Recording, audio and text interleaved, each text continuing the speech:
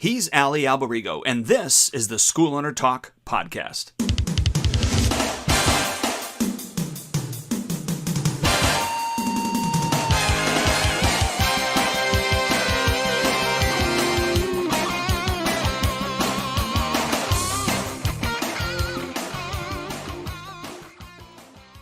Hello, Dwayne Brummett here with Ali Alberigo, SchoolOwnerTalk.com. Ali, great to see you, sir.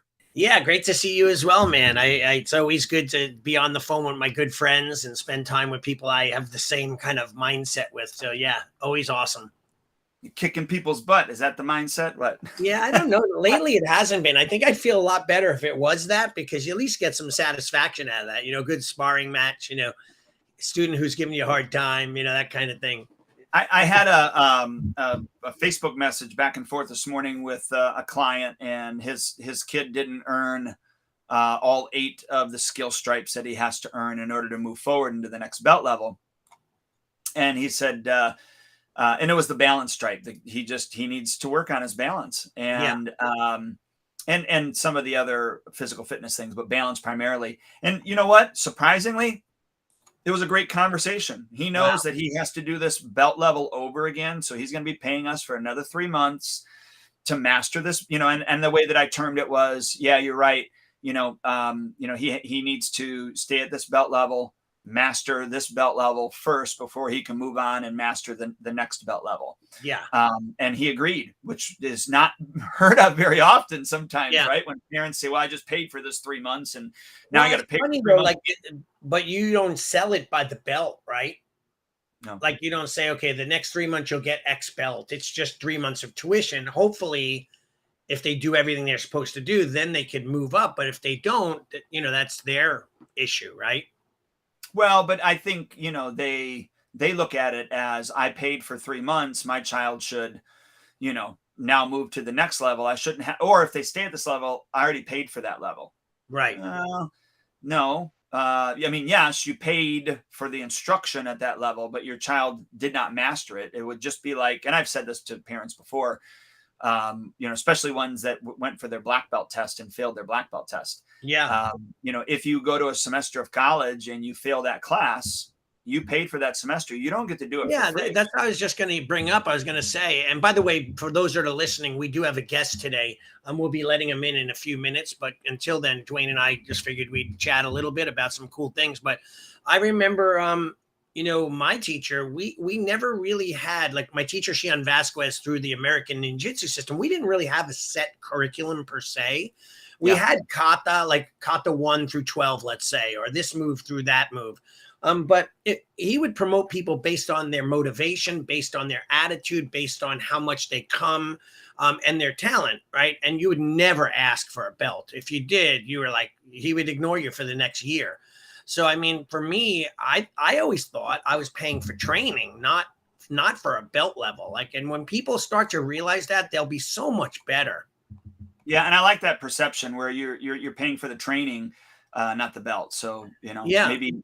And I'm thinking now, as you're saying this, in those newsletters that we strategically give out at different belt levels, I'm thinking an article needs to be written on that. So anyways, we have our guest here. You want to introduce him and our topic for today? Absolutely. Well, he is also, not also, but he is a school owner, and him and his brother run Action Karate, and they have like an amazing organization, super successful. And we'll let him tell us a little bit more about that. But we've had him on, I think it was on this podcast, or I had him on my other podcast, but really charismatic, talented guy. And, just an awesome all around school owner and business owner. So let's say his name is Matthew Brenner. And I had said his name, I wrote it somehow typing wrong, and I'm like, he told me my name is spelt wrong, and I'm like, where? Like, I'm literally you ever have those days where you read the same word over and over again, you just can't see? I'm like, and then you told me, I'm like, wow, I'm sorry about that. I hate when people make a mistake on my name. So it's great to have you here, and so awesome to have you on our podcast with us. Yeah, thanks for. And no big deal. I'm only gonna hold a grudge for a couple of years, so not a big deal. That's okay. So yeah, thanks for having me on here. So just a little bit of background about myself so people know. for some credibility.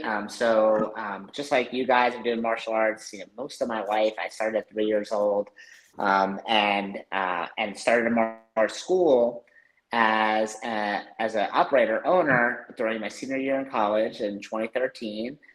Since then, now I'm owner of 3 schools, and I help run the business systems and the scaling organization for our larger organization of Action Karate, where we have 25 locations all throughout Pennsylvania and New Jersey, including 2 newer locations, one in Martha's Vineyard and one in Tampa. So those are kind of like our new ones that are like remote locations, which we've never before, so it's totally new for us. Kind of not experimental, but just new, right? Yeah. I guess a little bit experimental. So that's exciting to see. We do about $7 million a year in tuition, probably more than that actually this year. But yeah, so we know how to operate and scale schools and understand the business systems and how to make it all work, and how to have, more importantly, how to have teams run it. So for today, what I want to talk about, and by the way, I don't say that stuff to brag or press anyone. I don't care about any of that. We understand. Just for credibility. Yeah, people you don't have to qualify that, by the way. Don't worry about that. Yeah, because that's the great thing about our podcast. It's hopefully it's only school owners that are running schools, looking to improve their schools and so on. That's why we have a closed group. And I think that everyone knows, especially our guests, are so generous to come on and just share their talent and knowledge with our listeners. So yeah, you're awesome. So thank you for being on here. Yeah, it's my pleasure. So I thought today the best thing I could do, I was thinking like, okay, what can I do to provide the most value for the listeners? And one of the things I always think about, especially when we run multiple locations, but even if you only run one, this is going to be extremely effective and impactful for you, because this is the thing that caused us to really snowball and scale our locations. Because here's the problem. If you rely solely on Facebook ads, okay, to run your martial arts school, or Google SEO or fancy websites, if you've ever done that stuff before, maybe hired an agency to get you leads, which we've done, probably hired every agency there possibly is, and we still have a couple of them that we use as well that we actually like. But a lot of times what happens is we'll run Facebook ads and it'll work in the beginning and it'll be amazing. I'm like, oh, this is so awesome.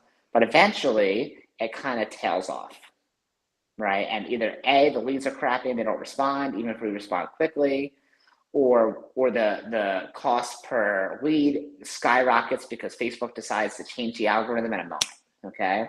And here's the truth about that. It's not like any martial arts marketing agency. It's not necessarily their fault, right? We are, when it comes to social media advertising or Google SEO, those people do not care about martial arts schools. Okay, we're like the tiniest. We're like the smallest. We're not even a minnow. We're like even smaller than a minnow in the sea, right? We're like a speck. Like they care about big companies like Coca-Cola and Kraft and Tide, right? They do not care about the martial arts school spending, maybe 500 or even a couple grand a month on Facebook. Right. So when they change the algorithm, what happens is everyone has to play catch up, right? Yeah. We have to figure out now what's going to happen. Why are ads change? Why is the tracking not working? And then marketing agencies, they have to do the same thing. And the problem with when you have a marketing agency is now they have to figure it out, but you're paying for it while they figure it out. So the purpose of today is to show you guys how we scale our schools and how you can scale your school also without relying on ads. I think people get too dependent on ads because when they're working, it's amazing. People just show up and you just, you pay a couple, maybe $20, $50 a lead, and it's like the greatest thing ever. But when that dries up, they're just stuck. They're stuck in the mud. So I don't want anyone to ever have to go through that. Because I've gone through it so many times where it's just going so great. I just kind of get lazy doing other things. And then I'm just screwed one day, right? And then I'm barely have any new members for months. So anyway, so that's what I'm going to talk about today. I'm going to talk about organic strategies, and specifically the organic strategies that we use through local schools and local daycares to be able to recruit new members in the door And every year we'll get at least 70 new members. Usually it's like 77 is like the average. New members from schools, local schools in the area. Especially now, this is the best time to be able to do it. And here's the best part about it. You don't have to go there every single day. You don't have to become like a babysitting service, do an after school program. You don't have to do like crazy long summer camps. I'm going to show you how you can do it in less than 30 minutes. And once you do it, here's how I think about it.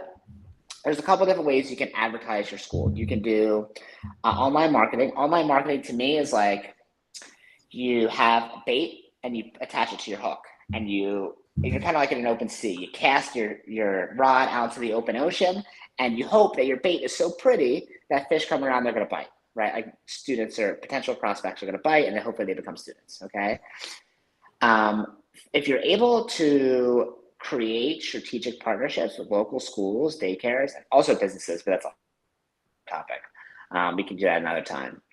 Then it's kind of like fishing in a barrel, because all your members are always going to be there no matter what, right? Especially if you run a kids program. So if you run an adult program, it's not really going to be as much for you. But if you have kids in your program, where are kids always going to be? They're always going to be at schools. They're always going to be at daycares. That's never going to go away, okay? And if you are able to create a partnership with those people, then you're able to dig the well, but then drink from that well over and over and over again, as opposed to ads where you always have to funnel money to Facebook or Google or TikTok and just hope it works out. But if you stop paying them, you're not going to get any more ads, right? So this is all free. It's not going to cost you anything. There is some work involved. It's not like, I put an ad out and just people just show up. But if you're able to do it, and you're able to drink from that well over and over and over again, and at no cost to you. So that's why I think this stuff is so powerful, because it doesn't rely on paid advertising.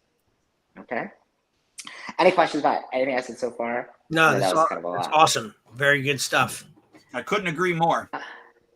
Okay, great. So right now, I'll kind of give you a little bit back on what we're doing right now. So right now, some schools have already started. If you're on the West Coast, your school probably already started. So this part's not going to be relevant to you. But if you're on the East Coast, schools are starting either like right now or a couple weeks from now. So a lot of schools have they'll have in-service days where teachers will come in, they'll plan for whatever they're going to do for the school year. So right now, what we'll do is we'll kind of grease the gears. And when I say grease the gears, I really mean like start building a relationship with the school if you don't have one yet. So like literally right now, our staff is going to local schools, and you've probably heard this one before. I got this from someone else. This wasn't my idea. But we'll go to local schools in the area, and we'll drop off donuts and coffee just for the in-service days, just for the teachers. And we'll have a little sign that comes with it that says like, "Thank you for educating our youth. You guys don't get enough credit. You're friends at Action Credit." Okay, that's it. We don't ask for anything. We literally just like we find out when the date and time is and just show up, right? The more we can do to just give, right? Eventually we're gonna be able to get back. Like I think it's Gary Vee. It's like jab. What's his book called? Jab, or do you guys know what I'm talking about? Yeah, jab, hook. Yeah, that's jab, hook. I forget the name. Yeah, that's Gary Vee, I think, right? Yeah, Gary Vee. Yep. Yeah. So that concept of just giving as much as possible without asking for anything is how you're going to be able to build a lot of these relationships, okay? Because too often people just walk in there and they just ask for things. Hey, I want to do this. Hey, I want to do that. And they're like, who is this strange person? Okay. So today, what I'm going to do is I'm going to explain, I'm going to stick, there's a couple different topics. There's like schools, there's daycares, and then there's businesses, okay? So like local businesses in your area that are like family friendly, that would have kind of the same customers that you would have, that you would want to market to. So those daycares and businesses, we're going to keep those for a separate topic, because those are done not totally differently, but there's like a different strategy involved. Today, we're going to talk about just schools, because now that's like the most timely for back to school season. Okay. And if you guys have any questions that I don't explain something clearly, or you want me to clarify or say something slower, just stop me and let me know. Does that sound good? Okay, so for schools, here's what we do. Okay, we'll go into a school. Now, most martial arts schools don't know how to do this, and the only reason I figured this out is by trial and error over and over and over again, and getting a lot of doors slammed in my face. Okay, or phones hung up on me. So what happened was I figured out how to do programs with daycares. I figured out how to recruit members from daycares into our school. But daycares are cool, but daycares usually don't have that many kids in it. They have anywhere between 20 and maybe, if you're lucky with a big daycare, 100. But local schools in the area, like, elementary schools or middle schools, public or private, they could have 500 kids, right? They could have 10 times the amount. So I was like, okay, what can I do to get invited into these public schools? So and private schools. So the first thing I did is I just called, right? And I said, hey, my name is Matt. Can I talk to like the principal? And they're like, oh, they're not available right now. Can you leave a message? And I'm like, sure. And I would say, hey, this is Matthew from blah, blah, blah school. I'm calling because we want to teach karate at your school. Please give me a call back. My number is blah, blah, blah, blah. And I'd hang up and I'd be sitting there by the phone like, all right, they're going to call me back anytime now. I'm going to wait. This is going to be great. And then you guys can probably guess what happens, right? Crickets. Nothing happens. Right. All right. So I call back a couple days later, do the same thing. They no answer. Called a week later, and they're like, "Oh, you know what? Maybe try sending an email. Can you send us an email with more information?" And I'm like, yeah, email. Great. Okay, can I have the principal's email? Oh my gosh, give me the principal's email, or maybe the front desk, whoever. Great. So I get home, I get in front of the computer. I type out this like super well-crafted email. It was what I thought was a well-crafted email, and I would include all the information, exactly how it's going to work, how we can help. And I think I'm so smart and clever about it. And I send it over the email. And I'm like, waiting, twiddling my thumbs.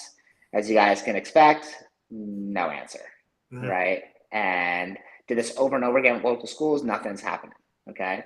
And honestly, I was like, at that point, I was kind of like, forget this. Like I tried, I heard people at seminars talk about how they do stuff, from like Maya or NATMA or, any of those other big organizations about how they do stuff for schools. And I was like, it doesn't work. It doesn't work for me. It doesn't work for the schools in my area. This just can't work. And I was just kind of like threw up my hands and I was just like done. So, but I was also stuck because like weren't having the growth that we wanted at the time. So I was like, all right, you know what? I don't want to admit it. I mean, I'm not happy to admit it, but like I just got really lazy. Okay. So what I did was when I called the schools this time, instead of saying like leave you a voicemail or an email, I got lazy and I was like, hey, this is Matt. Give me a call back. My number is blah, blah, blah, blah, blah. Okay. I just got lazy about it. I was just tired of doing voicemails. And then a couple hours later, I got a phone call and I'm like, hello, Action Karate. And they're like, hey, this is the principal of blah, blah, blah, or this is the guidance counselor, blah, blah, blah, school. And I'm like, oh my God, like I couldn't believe they actually called me back. Okay. And then I was so like thrown off guard that I almost like didn't know what to say. Like I was like, how's it now they're calling me back? Okay. So that's how I figured out that if I want to be able to get people to call me back, especially like school staff, I leave a voicemail, but I leave the most nondescript voicemail possible. So it sounds like I'm a student or a parent, right? Or an administrator. So I don't say where I'm from. I don't say any details about anything. All we say is, hey, my name is Matt. Hey, it's Matt. Give me a call back. My number is blah, blah, blah, blah, blah. That's it. Almost like I'm a friend calling. That's right? hilarious. And then I started to get calls back. But the problem was when I got the calls back, I didn't really know what to say because I was just so thrown off guard and not expecting it. So let's say like, hey, yeah, we do like these programs and like where we come in, we teach the kids like focus and discipline and confidence, and that's going to be so awesome. And they'd be like, oh yeah, that sounds so nice. Thank you so much for sharing that. Can you send me an email with more information? And I'd be like, yeah, no problem. So then I'd be back into that email slump. Okay, where I'd send a beautiful email, send it over to them, no answer. Okay, very, very frustrating. So I'm like, literally, it's just like, okay, I got past the first step. I got them to finally call me back, but now I'm just sending emails again that are getting unanswered. I just like want to slam my head against the ground, right? Totally frustrated. So I'm like, okay, that's not working. So what could I do next? And what I realized was that these people, they see me as two things. A, they see me as a business person, okay? And the second thing is they don't trust me. They don't even know who I am. Yeah. Okay. So I need to be, in order to get, have you guys ever been to like when you were younger, been to like a frat party at Yeah. college? Yeah. So I was in a fraternity. Okay. And if you wanted to get to a frat party, okay, this is just how it is. I'm not saying it's good or bad, but like either had to be like female, okay, or want someone there. Like that was it. Like that was one of the two things. You know a brother or part of the fraternity, or a really good friend with someone, or you're female. Okay, and here's the thing: if you want to become friends with someone who's in a fraternity, you gotta like almost like speak their language, right? Like be like part of them, almost like one of them, even if you're not in a fraternity. So schools, they kind of have that same thing, right? They're not throwing parties, but you want to be able to speak their language. Okay, especially if you want to be able to connect with them and build rapport. So instead of coming off as like a business owner, I started to come off as just like a teacher. Okay, I say, hey, I'm a local teacher just like you. We share a lot of the same students. In fact, my student Xavier and Alyssa and Jonathan, they actually go to your school, and their parents are recommending I reach out to you because because I'm a teacher too. Obviously, I just teach something a little bit different, but I teach as well. And they recommended I reach out to you. And then so now I'm coming from an educator's perspective, not as a business who's trying to get it. Okay. Now the second thing is, so now I'm speaking their language, but the second part of that is they still don't trust me. Okay, they're not going to set up a program on the phone. I'm just some strange dude, especially with all the crazy things that happen in school these days. We don't need to bring up, we don't need to talk about, but like, obviously there's like a high level of security and Sure. apprehension. So there's no way they're just going to say, oh yeah, cool. Yeah, come in a couple weeks and you can have access to all of our kids, right? That'd probably be irresponsible on their part. So instead of trying to get them to set up a program over the phone, I would take that out of their hands, and I would say, hey, listen, I know if I were you, I would never set up a program with some strange dude on the phone. Okay, so what I always do with teachers in the area, and if I've been in other schools, I'll say what I did with this school and this school and this school and this school. So I'll have social proof of the other ones I did. If you never did any before, then obviously you can't do that. If you ever done any in the past, I'll say, oh, what I did with Mo Wilkins School and Yoakum School and Del Air School is I always like to meet with usually I aim for the guidance counselor. That's usually my preferred method. Some schools will be the principal, but most of the time it's guidance counselor. And I'll say, like, I love to meet with the guidance counselor first, just to make sure we're even a good fit for what you guys want to do at your school, and to make sure you guys know me, so I'm not just some strange guy over the phone, and we can discuss together what we do and get to know each other for like 10 or 15 minutes. Does that sound fair? And I'll say, yeah, that sounds good. I'll be, all right, cool. I'm pretty busy the next couple of weeks, but I do have an opening on Tuesday at 10 or Thursday at like right before lunch, 11:45 a.m. Which one works better for you? I can stop in for like 10 minutes. Okay. Now, I'm not trying to get them to set up a program over the phone. I'm not like asking them for anything. I'm really just asking if they could meet me for 10 or 15 minutes as an educator, right? So we're on the same level. Now, when we go into the school, if I have that meeting with the guidance counselor, if I can get that first meeting, I'm golden. I know after that, they're going to set up a program with me. It is super, super rare. It's maybe happened once where I have that meeting and I don't leave without having time set up for a program. And I'll explain how that program is going to work and how to actually convert those members to students, which we'll get to later. But for getting that initial appointment set up is going to be key. Okay, so they actually get to know, because all martial arts teachers, at least the ones I know, they're all charismatic, they're pretty outgoing, they're good at talking to people, they're teachers, right? Like most teachers, especially anyone who teaches kids, you have to be pretty good at talking to people, right? Sure. You're going to do best talking face to face than you are over the phone. So I like to use that as to my advantage. Like, okay, if I can get them in person to talk to me, then like the rest of the part will be easy. Like they're going to see I'm friendly, I'm nice, I'm normal. Yeah. I teach kids too. We'll talk shop about teaching kids, right? Build some rapport. And if I have that meeting, I'm golden. So when I have that meeting, when I walk in there, my goal is that before I leave that meeting, we're going to have a time scheduled for us to teach a program. Okay. Now, let me back up a little bit I should not back up. So let me give you guys a little bit of context. the first time I actually made this happen and I set up a class, I was so excited, and I'm like, okay, I'm gonna teach like kick, and I'm gonna teach a punch, and I'm gonna teach a block, and I taught all these movements, and I was like, man, it's gonna be an awesome class. And I walked in there, I taught a class for 500 kids in groups of like 100. So kind of like work my ass off for 5 hours in a row. Sorry, that'd be like 2.5 hours. We do half-hour sessions, and and I was like, man, this is great. Like they loved it. Oh, everyone was smiling, having a good time. They're kicking and punching stuff. And I get home, and I get a couple days later, we had a couple people call, okay, to join our school, which is great.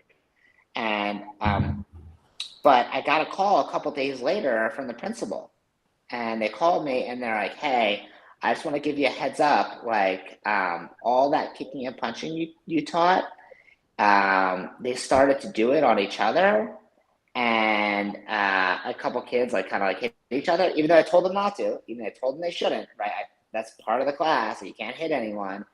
So we can't have you back. And I was just like my heart like felt in my stomach, right? I was like, I finally got to school, finally taught a class, I thought it was amazing, but now they're saying we can't have you back because the kids use martial arts to each other. And I explained to the principal, like, hey, listen, we talked about at the end, they can't use martial arts at anyone, and you only use for self-defense, but that didn't matter. I just created like this hurricane in the school, and like as a principal, why would she ever want to deal with that, right?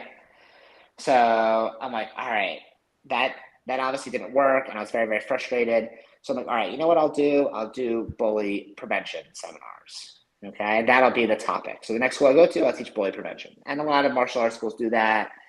We get all of our curriculum from Dave Kovar, Master Kovar, for bully prevention. His curriculum is so good. Obviously, he's amazing in general, but his curriculum is so good too, right? His bully prevention curriculum, all the role playing, it's so awesome. I'm like, all right, we use that in our schools and all of our schools. So I'm like, all right, I'm going to teach that at schools. Okay, so next school I go to, I get into, now I know how to get in. Okay, and I go to teach the seminar, and I do all bully prevention stuff. Okay, there's not as much moving, there's not as much like action, but they're still having fun, right? Like how he created the seminar. If you guys haven't seen it, like I'll reach out to him about it. But how he created the seminars is like there's a lot of role playing, and like kind of like the kids have fun with it. They smile a lot. So I teach this seminar. I think it's pretty good. Once again, a couple of people call me. It's not like gangbusters to set for converting students into members at our school, but we have a couple of people call, and still I get a call from the principal. This is a different school. And I'm like, oh my God, what now? And they're like, hey, Matt, just a heads up, like over the last couple of weeks, this is like probably like a month later. They're like, over the past couple of weeks, we've been getting a lot of kids who've been claiming they're being bullied.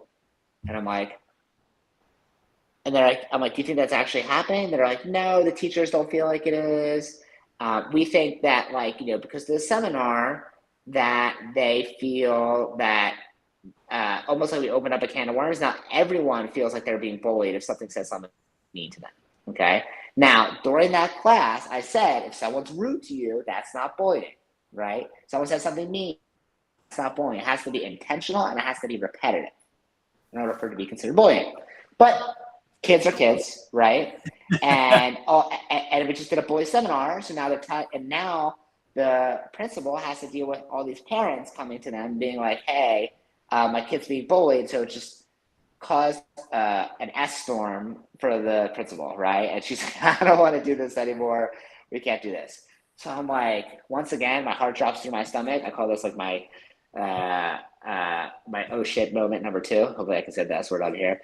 And I was like, this sucks. Like, I feel like I do everything I possibly can to get in schools. I put my heart and soul into it. And now, even though I got in, like, I'm not converting a lot of members into, converting a lot of students from schools into members in my school. And now I'm not getting invited back, even though I just built this relationship, because the seminars aren't right. So I can't teach martial arts. I can't teach bully prevention. What the heck am I going to do? Okay. And I'm just like so sad about it. And on my way home that night, obviously I'm a martial arts instructor, so I get home late, right? It's like 9:30, 10 o'clock at night, right? I didn't eat dinner yet, hungry. And I'm just kind of like sad. Like, I'm just like sad and frustrated. I did all this stuff to make it work, and nothing's happening. So I get home, and I had a foster dog at the time. Okay. Do either of you guys have dogs? Yeah, I do. I have two Maltese. Okay, so you're probably gonna laugh at me, all right? Because I was foster. I never had a dog, never grew up with a dog, but I love dogs. I think dogs are awesome, right? But I never had one. So I was like a rookie dog dad with this foster dog, and this foster dog had like stomach worms or something like that. So they said, hey, you need to give the dog, as your foster, you give him these pills, right?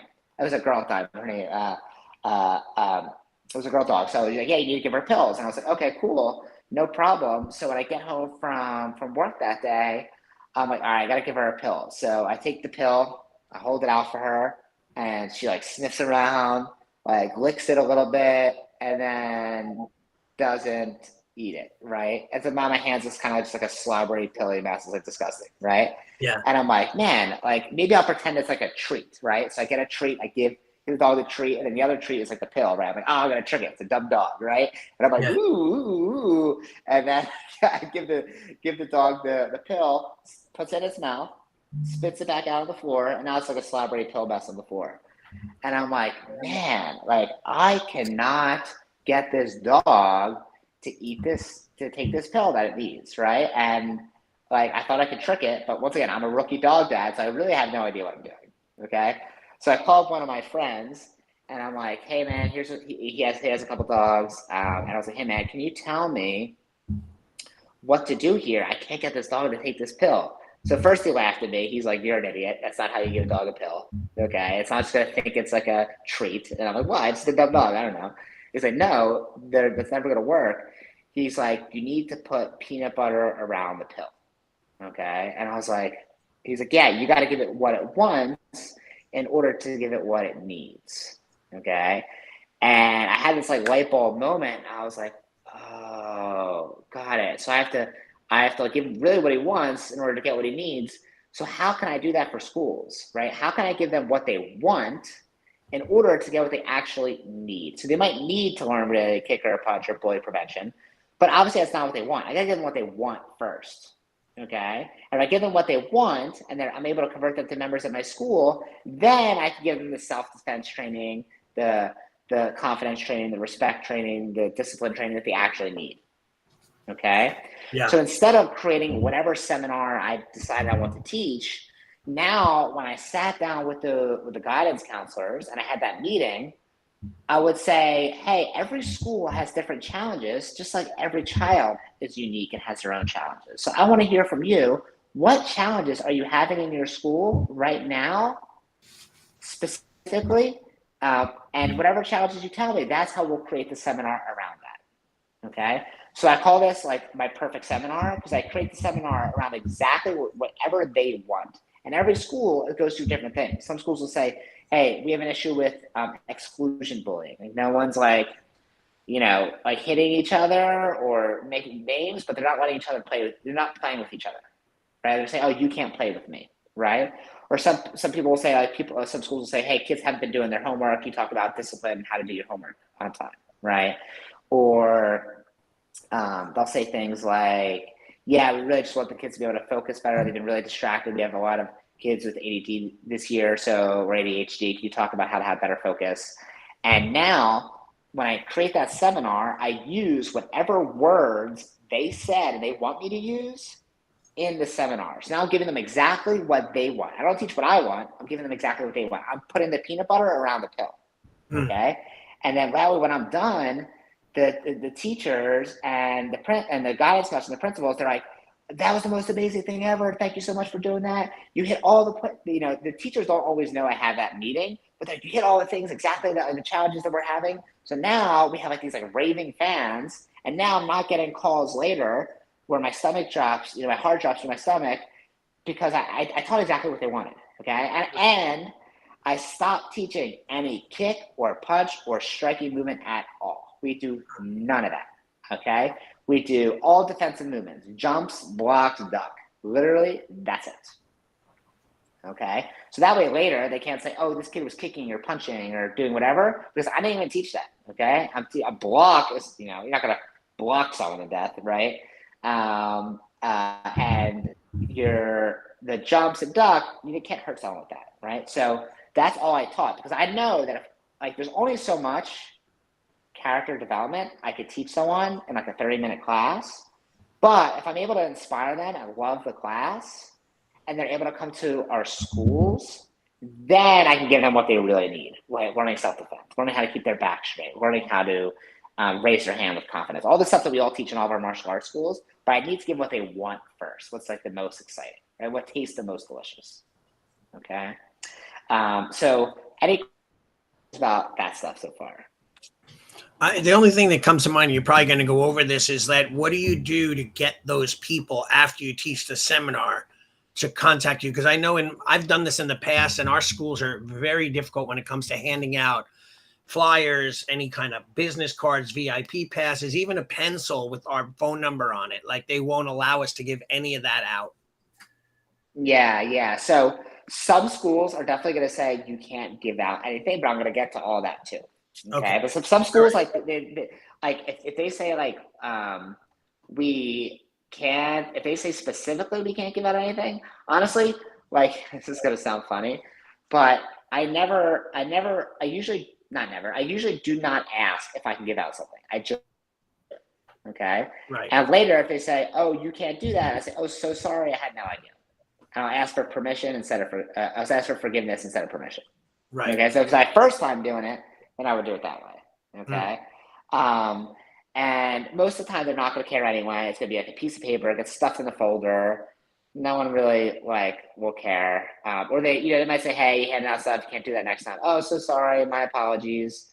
And then we won't, or we'll give out stickers or something instead. But we'll get to in a moment how to convert those people. All right, okay. Cool.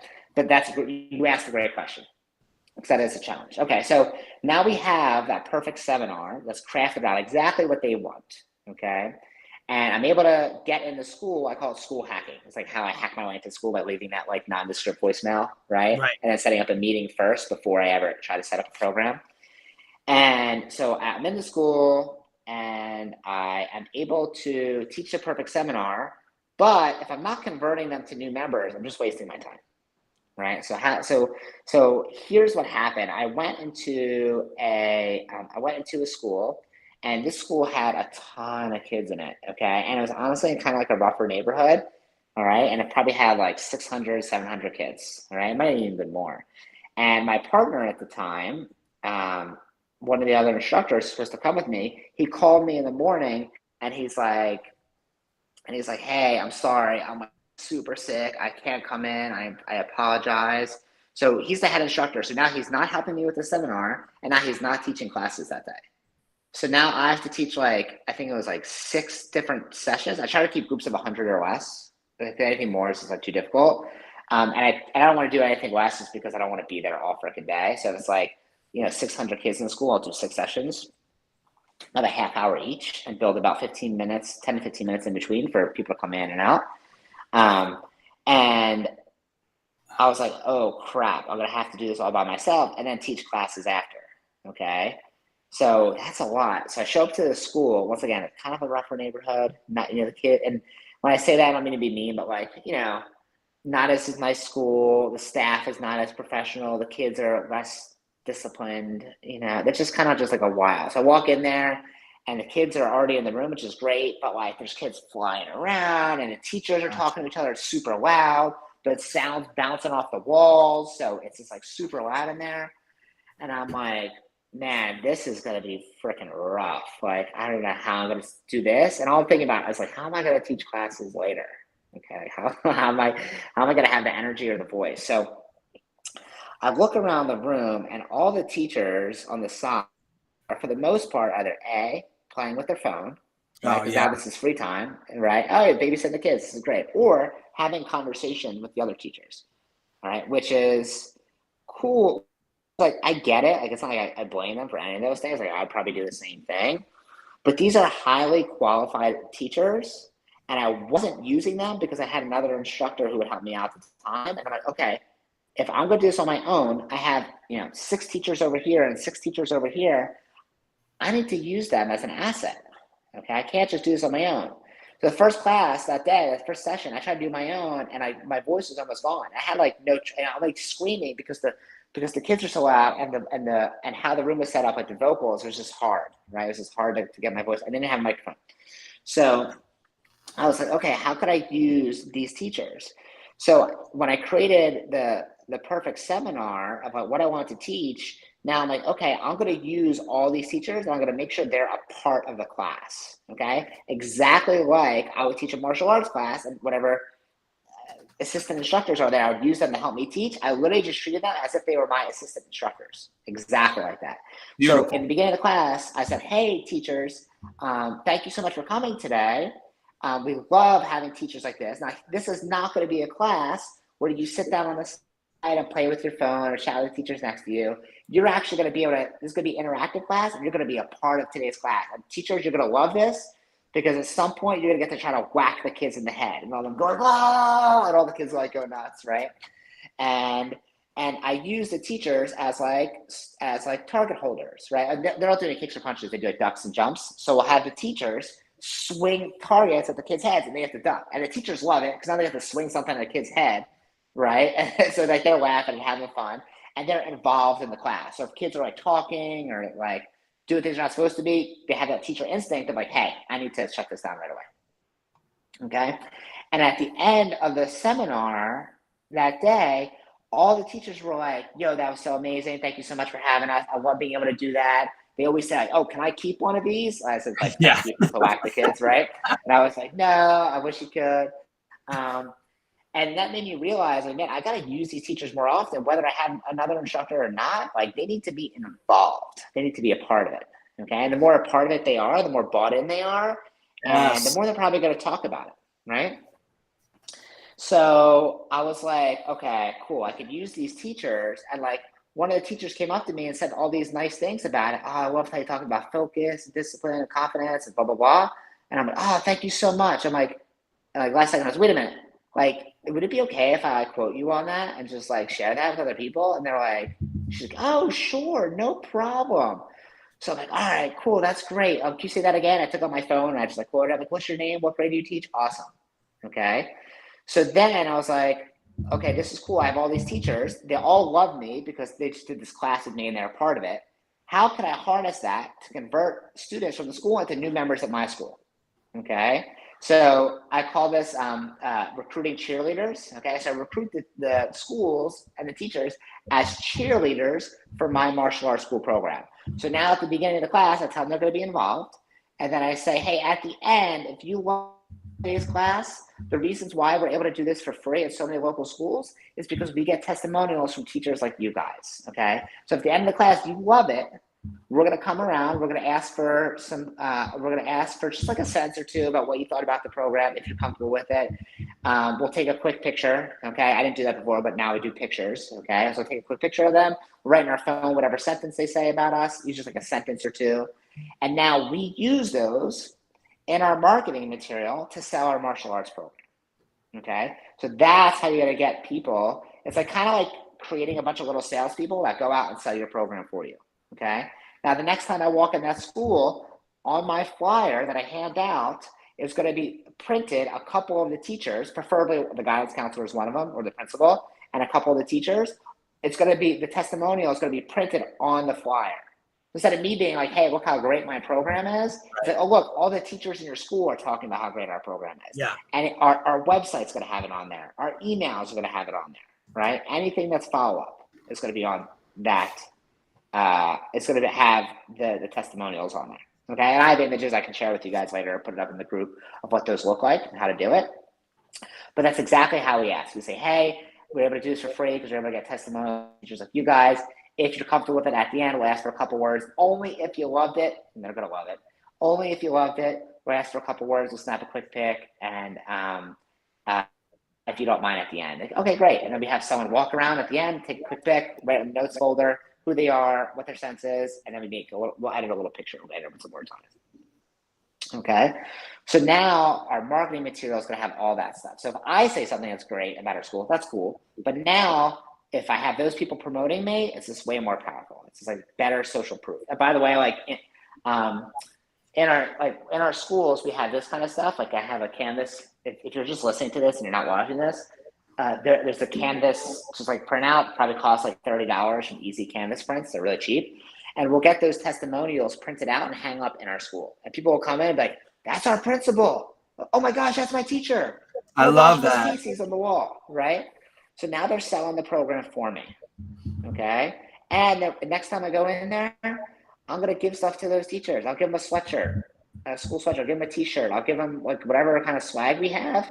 And you'd be shocked. Like I'll walk into the school and sometimes like the principal will be wearing our sweatshirt. And I'll be like, oh my gosh, this is the coolest thing I've ever seen in my life. Like they're promoting our program for us. Okay. Now, in terms of converting them to members, we have, I got this idea I heard this from someone, and then what kind of prompted this idea was, I'm sure you guys get this if you run a martial arts school. We had one of our students walk in. Okay, here's what happened. The school told us that we couldn't hand out anything, right? Kind of like you said.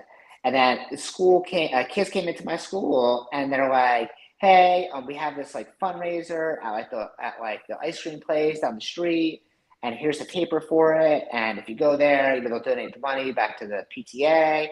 And I'm looking at this paper, and it's clearly like marketing the ice cream place, right? And an ice cream place is giving the money back to the school, or a portion of the proceeds or whatever back to the school. And I'm like, wait a minute, the ice cream place does nothing, and they get this, or they agree to donate some money back, and the school to give out their marketing material. I teach all these free classes and all this great stuff, and you don't even let me hand out a piece of paper? Like, that's crazy, right? So I'm like, okay, I can't do what I want. I got to fit in whatever system they already do, okay? So it's not going to work in every situation, but it will help with a lot. So I was like, okay, I'm just going to like follow the same exact platform. So what I did was I hit up the PTA and I said, hey, I saw that you guys are doing a fundraiser for the ice cream place. We teach these programs at the local school, at the school. I'm like, we'd be happy to do a fundraiser just like this, except you're not going to have to sell candles. You're not going to have to set up a table. You're not going to have to do anything a bake sale. You're not going to have to do anything you normally do to raise money for PTA. All we're going to do is at the end of our program, we're going to hand out a paper, and anyone who joins our school and does the special, we usually have some trial. That's like $49 or something like that, right? All that money, every single cent, we're going to donate back to the school. Okay, and back to the PTA. We're not going to keep a dime of it. All right. And they go, oh, that's great. So I don't have to do anything. I'm like, nope. All that I ask is that you send an email or send 2 emails on my behalf to the students and the parents. That way they know what it is and how it works. Okay. And then, oh, great. Like, because for them, they're used to doing fundraisers where it takes a lot of work, right? They do a bake sale, they do a candle sale, they do something, right? It takes a lot of work. Now it's like, oh, I don't have to do anything. So I send a couple emails. Any money they make, they're going to deliver back to us. It makes us look really good, right? Oh, wow, like this school donates money back to, this martial arts school donates all its money back to us, and we don't do anything. It's kind of like a no-brainer for them, okay? So that's how I'll work my way in for people who don't agree to give us stuff. I'll just do the fundraisers that they probably already do anyway through the PTA, okay? And get them to send marketing emails on my behalf. In terms of getting them to convert to members, well, if they have any kids that are part of the school, like any of our students are already there, we'll have them stand up during the class and demonstrate something and be like, hey, if you want to be in class just like Johnny over here, when you get home, you're going to take this paper. This is your ticket. Everyone say ticket. Who do you give your ticket to when you get home? Oh, so you give it to mom or dad. When you get home, you give your ticket to mom or dad. And when you give the ticket to mom or dad, if you want to join, you give it to them and they'll be able to call and get set up. But usually there's like a very easy way for them to do it. They can either call, they can text, and we'll have them usually text us like the school name, whatever school they're at. And then we'll send them a text message with the link to register. But we have to make it very easy and simple for them to register and very, very clear.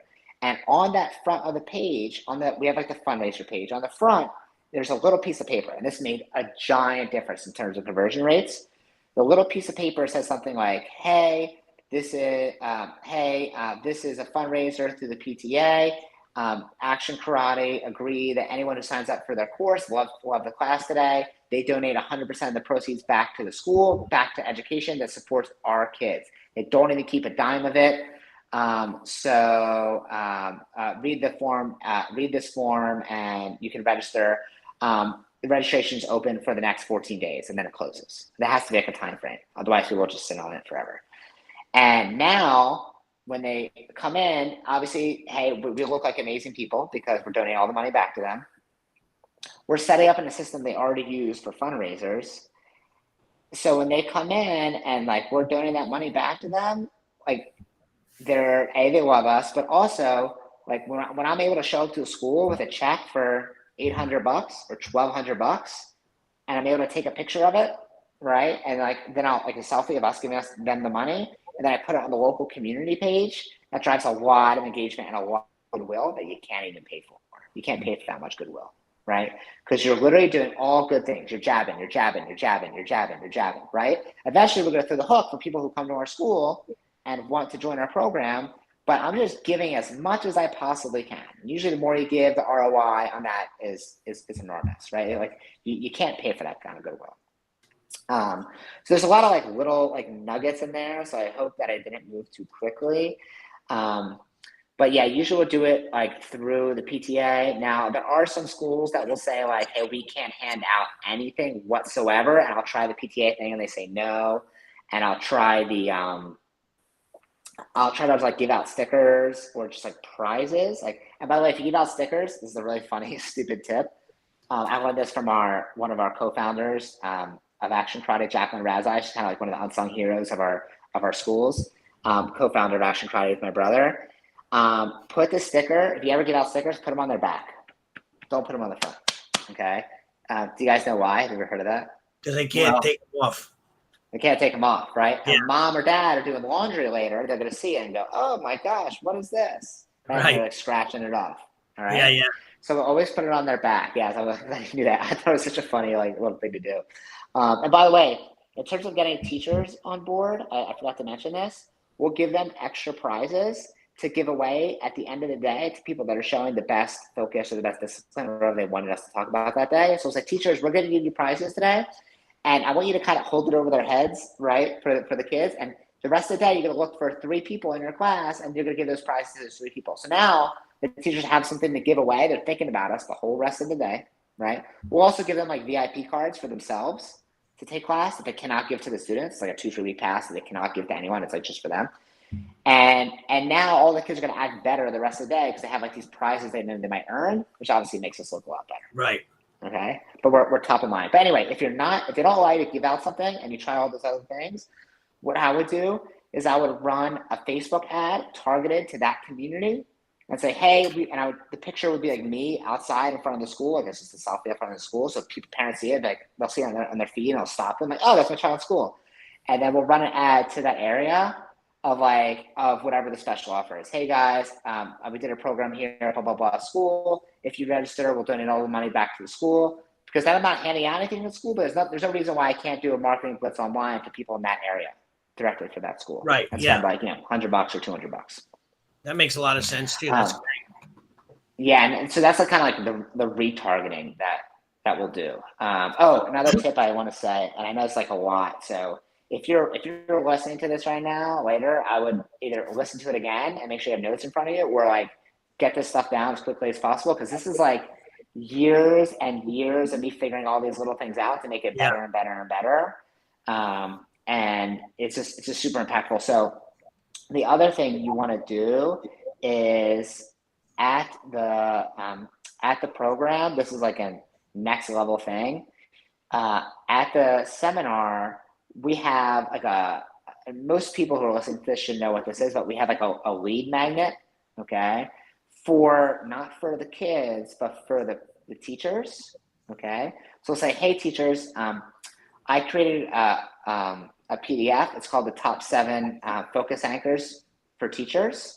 And it's a lot of the focus anchors we use in our martial arts school to get our students to listen. So if you are impressed by that today, we're going to walk around, we're going to have an iPad being passed around, put your name and email in there, and I'll email it to you after our seminar today. And that way you guys can copy some of the stuff we use to better help your students. I'm like, okay, great. Now I have all the teachers' emails. Nice. Okay. And I'll make phone number optional on there. And by the way, if you're listening to this right now and you want that PDF, it has my name and face on it. but I can just cut that off. So if you want it, I'll literally just give it to you for free. You can have it and use it for your school. Just email me. Awesome. If you want to give my information at the end, I can give that to anyone who wants it. You can literally just steal it. I'll have to just edit it and take my mug off it. Yeah, we could have anybody who's listening. If it's on our podcast, just go to our page on Facebook, and we could put the link in, or they could email you or message you directly, right, on Facebook. Yeah, you can message me on Facebook, Matthew Brenner, or Instagram at BlackBeltBrenner1, or if you just send me an email, Matthew at doubleyourdojo.com, Matthew@doubleyourdojo.com. And I'll just send it over to you. You can have it. Just give me some time to edit it. Just say, hey, I listened to the podcast, and I heard you'll give us the lead magnet for teachers. I'll even give you the form of what for them to fill out. I mean, it's simple. It's just like name, email, stuff like that. And you guys can literally use that. But there's a lot of moving steps here. Okay. There's a lot of little tiny things. But when you get this, and I know it's a lot of work, but when you get this figured out, like I mentioned in the beginning, it's a well you drink from over and over and over every single year, right? Facebook changes, Instagram changes, Google changes, schools, they're always going to be there, right? And I want to let everybody know that it's Matthew with 2 T's, just so that if they're trying to type it out, you know what I mean? Yeah. 2 T's, 2 N's. Matthew, Matthew, Brenner, Brenner. Okay, so if you find me on Facebook, I'm kind of all over the place. One of our listeners just said they DM'd you already, so you're all good. They could probably. Okay.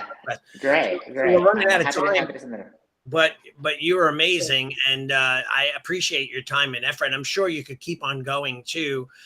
Once we start to peel that onion, there's so many more layers and things that you probably have forgotten that you've done, and things that work and so on. So I wish, the one thing that I wish for our listeners is that they take what you said, take notes, and put things into action.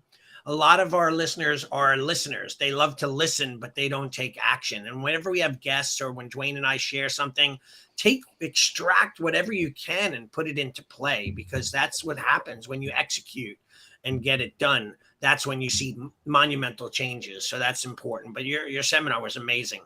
Yeah, I really appreciate it so much. Yeah. And I would also add this real quickly too, is, because this is where my brain goes. Everything that you talked about, yes, like you said, Allie, write it down. But anything that you can take that's inside of that and systematize some of those things so that they're happening. Because I don't, like last week, Allie and I did a podcast where we were talking about marketing, and we were talking about just because we are in a cyclical business. So this time of year, this is important. What we're doing right now may not apply in the middle of winter, although you can do seminars in the middle of winter. But the bulk time right now, I think you would agree with me, is like the best time to do it is right now, September, October, maybe even November, to get into the schools and get some of the, the beginning stages done, and getting your face out there and getting known, and, getting connected to all those schools at the beginning of the year will serve you best. Not that you can't do it towards the end, but when you're creating this, go back and listen to what Allie and I talked about last week with regards to, okay, now how can I put this into my marketing plan once I've launched it this year? Where do I need to put it in my marketing plan next year to get it ready for the time of year that's best suited for my location? That's kind of where I wanted to say real quickly. Yeah, absolutely. So do you want to do any closing statements? For me? Yeah. Well, if anyone who just listened to me ramble for the past hour, thank you so much. I know I said a lot of things. I know I talk fast.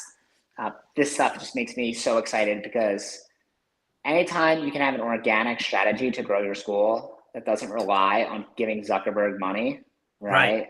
Like, I think it's so, so valuable. And just being stuck in the mud for so long, and like having agency after agency not work, or not being able to depend on it, this does require a lot of work. It's hard, but once you do it, man, I'm telling you, it's worth it. It is such a good, it makes you like a celebrity in the community. Everyone knows you. You're able to generate students in an easy, honest way. And if you need more information or need extra help, like, reach out to me directly. I'll see what I can do. But yeah, just take massive action. Don't wait. I'd rather you mess up 5 times in a row and make the 6th, and then wait to do everything perfect. And this is not stuff I figured out all at once. This is like year after year of tinkering and like messing things up, having angry calls, having bad relationships with principals, or severing relationships with principals by accident, and then fixing it going forward so this doesn't happen. So take massive action. Now's the perfect time to do it. If you wait, it's going to be too late. Just get started. Awesome. Well, and I like what you said. Look, we live in a digital age, but our business is a relationship business, and so you're building that relationship, and we should have never stopped. Right, as school owners, we should have never stopped having relationships with local businesses, local, right. Daycares, schools, all of those things, and the connection is the key. So I'm really, really happy that you brought that out in today's call. And yes, you gave a ton of free information that can be applied. So thank you very much. Yeah, it's my pleasure. Thank you, guys. Awesome. No problem. We'll have you back soon. Okay. That sounds good. I'm happy to come back whenever. All right. Thank you. You have a great day. Guys. Bye, everybody.